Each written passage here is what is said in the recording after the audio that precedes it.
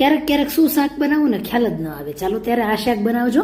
1 ચમચી ધાણાને ખાંડી, 1 કપ જેટલો ચણાનો લોટ, 1 કપ પાણી ઉમેરીએ, ફરીથી ઉમેરી દઈએ 1 કપ જેટલું, અને એટલું પતલું બેટર બનાવી તેમાં ખાંડેલા ધાણા, પછી લસણને ખાંડી થોડું પાણી ઉમેરી સાથે જ ઉમેરી દઈએ, મરચું પાવડર, હળદર પાવડર, ગરમ મસાલો, હિંગ, જીરું, અજમા સાથે મીઠું ઉમેરીને ધીમા ગેસ પર સતત હલાવતા જશું ને એટલું જાડું મિશ્રણ થાય ત્યારે ચેક કરી જોવાનું છે. અને આ રીતે ઠંડુ થતાં જો સપાટીને છોડી દઈએ છે તો પછી એક પ્લેટમાં તેને ઢાળી ઠંડુ થવા દેશું. હવે શાક વઘારે તેલ ઉમેરી જીરું, અમુક ખડા મસાલા, આદુ અને લસણ છે તેને સાતળી લેવાનું છે. ત્યાર પછી કાંદો છે તેને પણ સાતળી લેશું.